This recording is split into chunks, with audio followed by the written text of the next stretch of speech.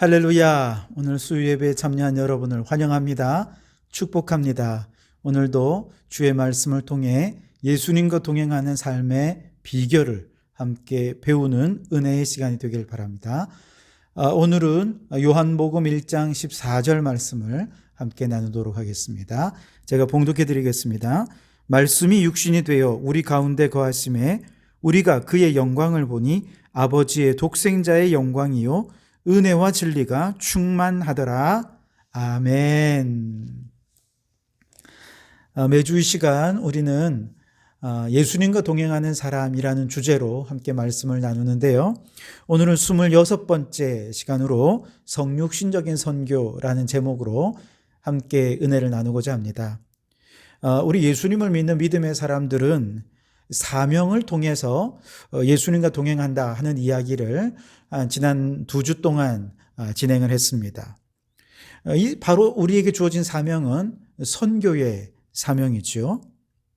그 선교는 때로는 말로써 선교할 수도 있고요.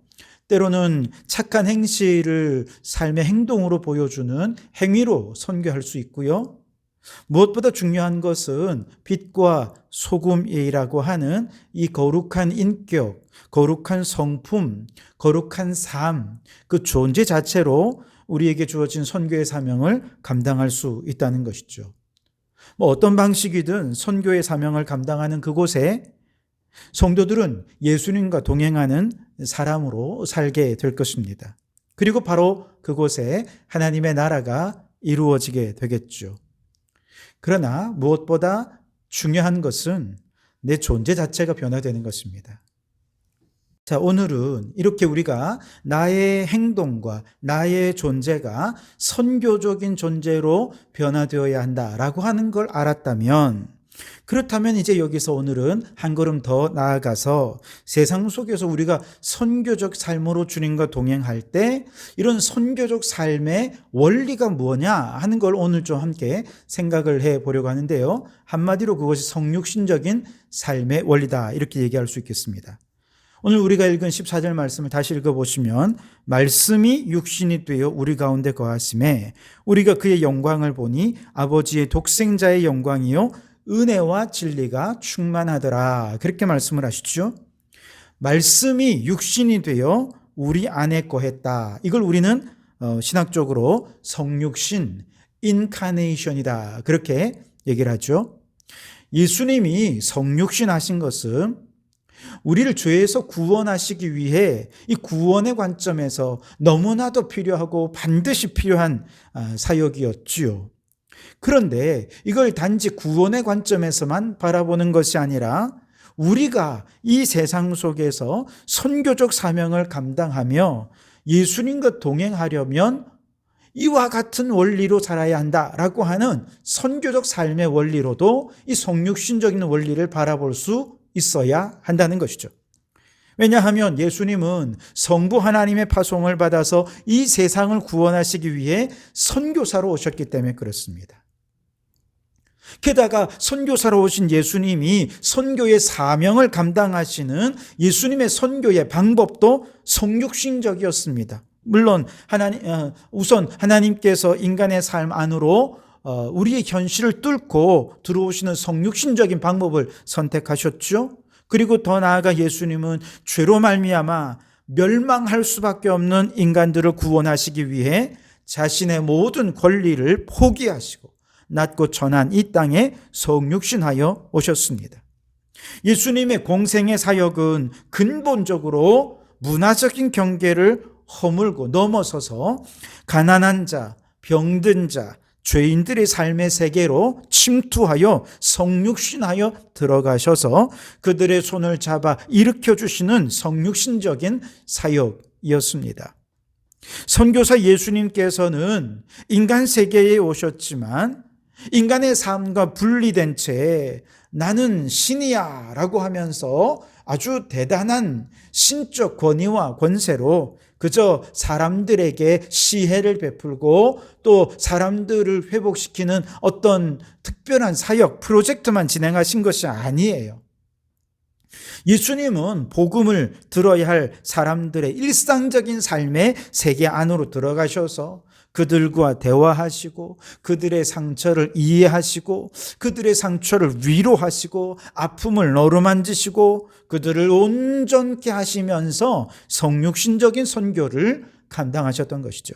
그리고 최종적으로는 십자가 위에서 자신의 생명을 내어주시면서 죽음의 세력으로 사람들을 공포로 휩쓸어가는 저 사단마귀에 대하여 승리하시면서 죽음의 자리에 내려가시기까지 성육신하신 우리 예수님께서 부활 생명을 우리들에게 선물로 주심으로 우리의 희망이 되시고 우리의 소망이 되시고 우리의 생명이 되어 주신 것이죠. 바로 이것이 성육신적인 예수님의 선교 사역입니다.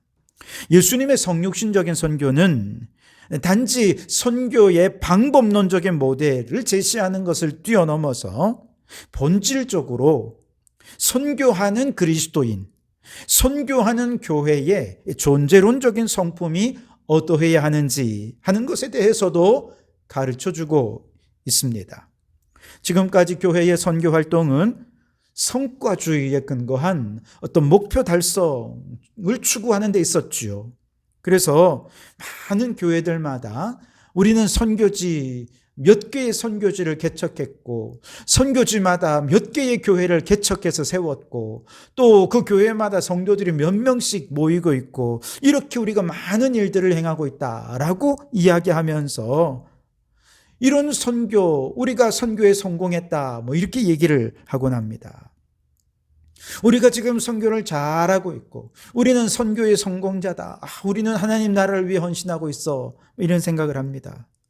물론 그것이 잘못됐다는 건 아닙니다. 그러나 성육신적인 관점으로 바라보자면 선교는 목표를 달성하기 위한 어떤 수단, 방법이기 이전에 그리스도인의 존재론적인 성품에서 나오는 자연스러운 행위이어야 한다는 것이죠. 다시 말해 우리가 수많은 선교의 개척지를 개척하고 교회를 세우고 그렇게 하지 않는다 하더라도 오늘 나의 존재가 변화되고 나로 말미암아 자연스럽게 예수님이 드러날 때 그 자체가 선교가 된다는 것이죠. 성자 예수님께서는 성부 하나님께로부터 이 땅에 보내심을 받았고 예수님은 또 그들의 제자들을 길러내어서 제자들을 세상으로 파송해 보내주시지 않았습니까? 바로 그런 면에서 예수님의 선교의 패턴과 제자들인 우리들의 선교의 패턴은 동일한 DNA를 가질 수밖에 없고 그래서 우리의 선교는 근본적으로 예수님의 성육신적인 선교를 본받아야 하는 것이죠. 아마 예수님께서 선교의 목표를 정하고 선교의 그 목표를 달성하기 위해 노력하셨다면 굳이 12명에게 그렇게 집착하실 이유는 없으셨을 것입니다. 오히려 예수님께서 유대 안에만 머무시지 않으시고 유대를 넘어서 전 세계로 마치 바울처럼 그렇게 다니면서 복음을 전하지 않으셨겠습니까? 얼마든지 그렇게 하실 수 있었겠죠. 예수님은 그렇게 하지 않으셨다는 거예요. 예수님은 12명에 집중하셨고 성육신적인 선교들을 통해서 가난한 자 병든 자를 통해 그들 안에 예수님이 원하신 하나님의 나라를 천국을 이루어 주셨고 그 천국을 마음에 받은 자들이 성육신적인 선교사로 살아가게 되는 것이지요. 자, 그렇다면 우리는 어떻게 성육신적인 선교사로서 이 땅 가운데서 이렇게 주님과 동행하는 삶을 살 수 있는가? 이제 구체적으로 이야기를 좀 해보고자 합니다. 한 3가지 방법으로 우리가 성육신적인 선교 사명을 감당할 수 있겠는데요. 우선 첫째는 이해하는 것입니다. 성육신의 정신을 가지고 우리가 선택한 복음의 대상자에게 우리가 복음을 들고 그들에게 나아가 복음을 전하기 전에 먼저 선교의 대상이 되는 그 사람들 혹은 그 집단들 그들의 삶을 이해하는 것이 필요하다는 것이죠.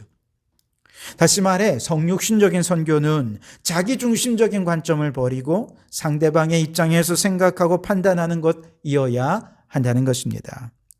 예수님께서 선한 목자의 비유를 통해서 예수님 자신이 구원하시고자 하는 이 세상 사람들에 대해 예수님이 얼마나 깊이 이해하고 계셨는지를 말씀해 주셨는데요.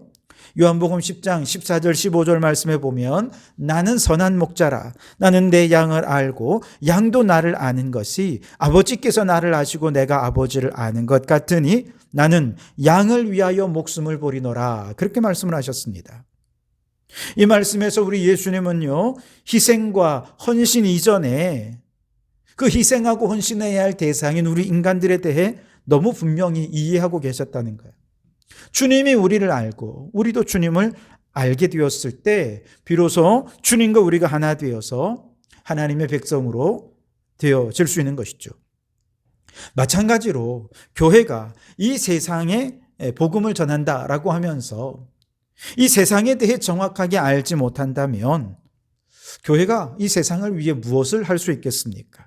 아무것도 할 수 있는 일이 없을 것입니다.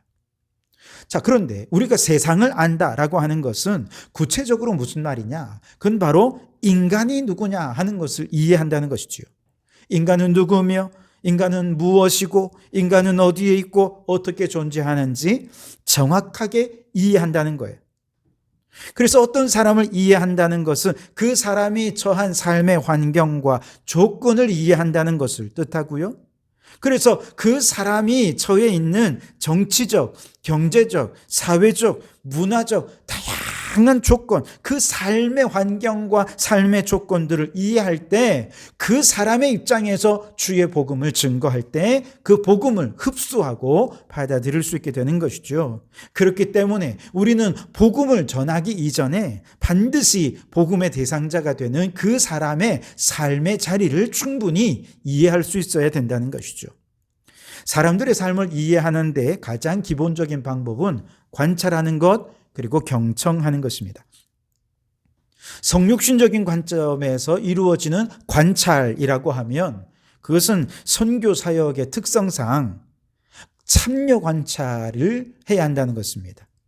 무슨 말이냐 하면 객관적으로 멀리 떨어져서 전지적인 시점에서 방관자로서 그를 그저 눈으로만 관찰하는 것도 관찰이라고 할 수 있지만 그건 진정한 선교적인 관찰이 아니라는 거예요.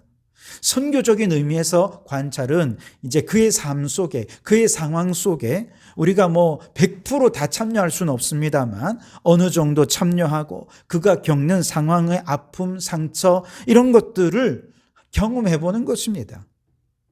100% 그 사람이 겪는 고통과 똑같은 걸 내가 겪어야 한다는 얘기는 아니에요. 다만 우리가 이렇게 객관적인 방관자가 되어서 눈으로만 관찰하는 어리석은 자가 되어서는 안 된다는 거예요. 그건 선교적 관찰이 아닙니다. 복음을 전해야 하는 대상자, 그들의 입장이 되어보고 그들의 삶의 자리를 경험해보고 그러면서 그들의 아픔 속에서 그들의 고통을 이해해가는 것이죠. 그리고 경청하는 것입니다. 사람들의 삶을 더 정확하게 이해하기 위해 우리가 해야 할 경청은 적극적인 경청 혹은 공감적인 경청이라고 얘기할 수 있겠습니다. 경청이라는 게 공감을 의미하는 것 아니겠습니까? 사람과 이야기를 나누면서 그 사람을 공감하고 이해해주고 그 상황과 필요들에 더 민감하게 반응해 주는 것이 적극적인 경청이고 공감적인 경청이라 얘기할 수 있겠습니다. 자, 이렇게 관찰하고 공감을 하면서 우리가 반드시 신경을 써야 되는 것은요, 관찰하고 공감하는, 경청하는 과정에서 눈에 보여지고 그저 귀로 들려지는 것만 보려 하지 말고 더 깊은 내면에 존재하는 거대하고 아주 심층적인 그 이면의 것들을 좀 생각할 수 있어야 된다는 거예요. 즉 선교의 대상이 되는 그 사람이 왜 이런 말을 하는지, 왜 이런 행동을 하는지, 그 말과 행동의 이면에 있는 그 사람이 처한 삶의 문화, 그 이면에 더 깊은 역사, 법, 제도, 그리고 그들이 가지고 있는, 이 집단이 가지고 있는 선과 악의 기준, 아름다움에 대한 가치 판단, 이런 것들을 보다 더 심층적으로 이해하고, 사실 집단마다, 사람들마다 그들이 처한 문화에 따라서 중요하게 생각하는 세계관이 또 다르지 않습니까? 이런 것들을 또 충분히 이해하면서 지금 그 사람이 말하는 것, 강조하는 것, 그 사람이 행동하는 것, 반응하는 것, 감정을 보이는 것, 이런 것들을 충분히 이해할 수 있어야 된다는 거예요. 그럴 때 온전히 그 사람의 말과 행동을 이해하게 되고 그에게 필요한 복음을 증거해 줄 수 있게 되는 것이죠. 그래서 여러분, 우리가 선교한다라는 것은 결코 단순한 작업이 아닙니다. 이기심으로는 안 되고요. 다른 사람에 대한 정말 진심 어린 사랑과 진심 어린 어떤 마음이 있어야 선교가 가능하게 되는 것이죠. 이성적으로 머리로만 이해해서도 안 되고요. 또 감정적으로만 이해해서도 안 됩니다. 함께 하면서 그들과 함께 경험하고 동화되고 그러면서도 복음의 본질을 놓치지 않을 때 우리는 비로소 성육신적인 선교 사역을 감당할 수 있게 되는 것이죠.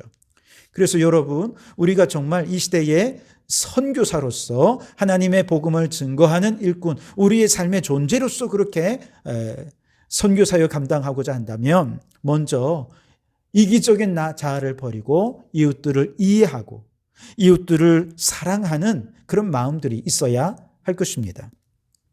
두 번째로 성육신적인 사명을 감당하려면 우리는 반드시 복음을 들어야 된 대상자들과 연대, 하나 되는 마음이 있어야 됩니다. 즉, 그들이 있는 곳에 함께 하면서 진솔한 대화를 나누고 아픔과 고통을 함께 공유하는 것이지요. 예수님께서 그러셨죠. 예수님께서는 죄인과 세리들과 함께 식탁에 앉아 대화 나누셨습니다. 바리새인들은 율법의 관점에서 이건 말도 안 되는 일이죠. 그래서 예수님을 막 비난했습니다. 모욕했습니다만 예수님은 전혀 그걸 부끄러워하지 않으셨습니다. 오히려 그들과 함께 식탁의 교제를 나누시고 대화하시면서 그들의 아픔이 무엇인지, 그들이 억눌리고 갇히고 무너진 삶이 어떤지 공감하고 함께 이해하고 아픔을 나누시면서 그들과 하나가 되셨습니다. 그 연대의식 속에서 주님은 그들에게 복음을 선포하셨던 것이죠. 예수님께서 가는 곳마다 병자들을 불쌍히 여기시고 그들을 고쳐주지 않으셨습니까? 우리는 예수님의 기적에 초점을 맞추지만 사실 예수님의 그 마음을 우리가 더 깊이 초점을 맞출 수 있어야 됩니다.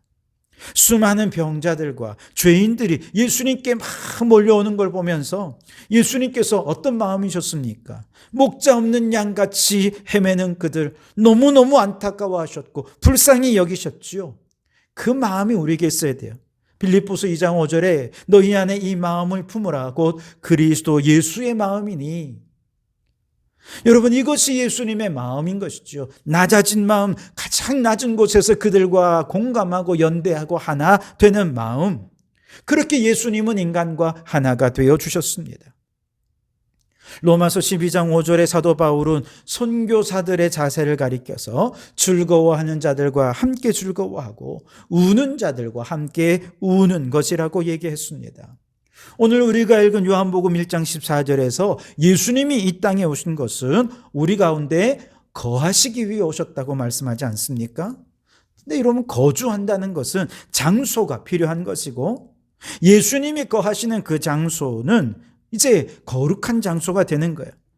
예수님은 항상 나사렛 예수로 알려지셨죠. 그런데 나사렛이라는 동네는 가난하고 보잘것없는 갈릴리의 아주 작은 마을이었습니다만 그 작은 마을이 가지고 있는 그 문화적인 요소 또 어떤 그들의 종교적인 요소 여러 가지가 어린 예수님의 인격과 성격을 형성하는 역할을 했습니다. 예수님은 비록 초월자이셨지만 나사렛이라고 하는 작은 동네와 결코 별개로 떨어진 존재가 될 수가 없었던 것이죠. 마찬가지로 오늘 우리 성도들도 우리가 사는 동네, 우리가 사는 마을 사람들과 직접 간접적으로 관계를 맺고 그들과 하나가 됨으로써 연대함으로써 이 지역의 선교사가 되어야 할 줄 믿습니다. 언젠가 제가 말씀드렸던 것처럼 우리의 자녀들이 잘 되려면 무조건 서울로 가야 된다는 이 의식이 버려야 된다고 말씀을 드렸습니다. 그래서 많은 사람들이 공부 좀 잘한다 그러면 무조건 다 서울로 보내려고 하지만 그거 아니라는 것입니다. 이제 우리의 자녀들은요, 이 창원이 키워내었습니다. 이 지역사회가 길러내었습니다. 이 마을과 감정적으로 또 심리적으로 문화적으로 이미 연대가 되어 있지 않습니까? 이 지역이 우리 아이들을 키워내었습니다. 그리고 이 교회가 우리 아이들을 선교사로 키운 것이죠. 그렇다면 우리 아이들이 선교해야 할 곳은 저 멀리 해외가 아니라 딴 동네가 아니라 이곳 창원 땅이 되어야 된다는 것이죠. 이렇게 연대가 되어 있고 하나가 되어 있는 이 지역사회, 이 창원과 이 팔룡동과 여러분 사는 여러분의 지역, 바로 그곳에 선교사로 쓰임받도록 우리 자녀들을 위해 기도하고 그렇게 길러내어야 할 줄 믿습니다. 이와 같이 지역과 이웃과 하나 되고 마음과 생각과 문화가 서로 하나 되고 연대할 때 비로소 이 지역의 선교사로서 성육신적인 선교를 감당할 수 있게 되는 것이지요. 그러므로 여러분, 우리 성도교회에 속한 모든 성도 여러분, 여러분은 여러분이 사는 지역과 하나가 되시기 바랍니다. 그리고 그 지역 사회를 위해 선교의 사명을 감당하는 여러분들이 되시기를 바랍니다. 그리고 마지막 세 번째, 성육신적인 사역은 책임적 행동이라 할 수 있습니다. 아주 유명한 신학자 칼 바르트라는 사람이 교회는 세상에 대한 책임을 지기 위해 존재하는 공동체다, 이런 얘기를 했습니다. 세상에 대한 책임, 이것은 이 세상이 겪는 현실의 수많은 문제들 바라보면서 과연 이 땅에 하나님의 원하시는 미래를 어떻게 펼쳐갈 수 있을까? 더 나아가 어떻게 하나님이 다스리시고 하나님이 통치하시는 하나님의 나라를 이 땅 가운데 이룰 수 있을까를 생각하면서 보다 더 책임 있게 행동하는 것을 의미합니다. 이 책임을 다하기 위해 성도들과 교회들은 행동해야 되고 때로는 고난을 감수할 수 있어야 됩니다. 그렇기 때문에 성육신적인 선교는 낭만적인 것이 아니고요, 감정적인 것도 아니고요, 더 나아가서 변혁을 꾀하는 일이라 할 수 있습니다. 물론 복음으로 세상을 변화시키는 이 놀라운 능력은 내 힘으로 하는 것 아니죠. 성령님께서 우리와 함께 하십니다. 하나님의 나라의 관점에서 세상을 바라볼 수 있는 영의 눈이 열려져야 합니다. 그럴 때 비로소 이 세상을 향한 하나님의 마음을 알고 하나님의 꿈과 비전을 알고 이 땅을 변화시켜갈 수 있게 되는 것이지요. 그렇기 때문에 책임적인 행동을 위해 우리에게 반드시 필요한 것은 하나님의 말씀의 근거입니다. 하나님의 말씀은 이 세상 인간이 만들어 놓은 문화가 가지고 있는 한계, 죄성을 얼마든지 드러내거든요. 그래서 히브리 4장 12절 말씀에 하나님의 말씀은 살아있고 활력이 있어 좌우에 날선 어떤 것보다도 예리하여 혼과 영과 및 관절과 골수를 찔러 쪼개기까지 한다. 그렇게 말씀하지 않습니까? 하나님의 말씀에 기초해서 인간의 문화가 가지고 있는 죄성과 한계들을 깨달았다면 이 죄성과 한계를 뛰어넘어 이 땅 가운데 하나님의 통치를 이루기 위해 우리는 책임 있는 행동을 해야 한다는 것이죠. 특히 오늘 우리 성도교회는 만유의 아버지께서 만유를 그리스도 안에 통일하시기 원하시는 하나님의 꿈과 비전을 우리가 깨닫지 않았습니까? 이 말씀의 관점으로 세상을 바라보면 이 세상은 너무 탐욕적이고 인간의 편리와 인간의 번영을 위해 자연을 파괴하고 생명을 짓밟고 지구를 병들게 만드는 세상임을 우리가 너무 분명하게 보고 있지 않습니까? 그렇다면 우린 이제 하나님의 말씀에 근거해서 책임 있게 이 세상을 변화시켜가야 합니다. 탐욕에서 엑소더스하여 은총으로, 회속에서 엑소더스하여 녹색으로, 절망에서 엑소더스하여 희망으로, 그렇게 책임 있는 행동으로 하나님의 창조 질서를 회복해가고 이 땅 가운데 하나님 나라를 이루어 가야 하는 것이지요. 그렇습니다, 여러분. 우리는 선교사의 사명을 감당하면서 주님과 동행하는 삶을 살아갈 수 있습니다. 예수님이 그러하셨듯 우리도 성육신적인 선교 사역을 감당하면서 주님이 가셨던 그 길을 함께 걸어가며 주님과 동행하는 우리가 될 수 있길 바랍니다. 예수님처럼 세상을 이해하고 세상 사람들과 함께 연대하고 그러면서도 하나님을 대적하는 죄악된 문화를 변혁해가는 책임적 행동으로 성육신적인 선교를 잘 감당하는 가운데 우리 주님과 동행하는 삶을 살아가는 우리 성도들이 되시기를 주님의 이름으로 축원합니다. 기도하겠습니다. 오 하나님 아버지 감사합니다. 오늘 우리들을 위하여 이 땅에 성육신하여 오신 예수님, 주님께서 모든 문화와 모든 경계를 허물고 죄인과 세리들의 친구가 되셔서 그들 안에 하나님의 나라를 이루어 주셨던 예수님, 오 주여, 그 주님을 본받아 오늘 우리도 이 땅 가운데 성육신적인 선교의 사역을 감당하면서 주님과 동행하는 삶을 살아가는 저희들 되게 해 주시옵소서. 이를 위해 이기적인 마음을 버리고 이타적으로 세상을 이해하고 세상 사람들과 공감하고 연대하며 더 나아가 하나님을 대적하는 이 세상의 죄악의 문화들을 변화시키기 위해 책임적으로 행동하면서 성육신적인 선교를 통해 주님께서 이 땅 가운데 하나님의 나라를 이루는 그 귀한 사명 감당하는 가운데 예수님과 동행하는 저희들 되게 해 주시옵소서. 예수님 이름으로 기도하옵나이다. 아멘.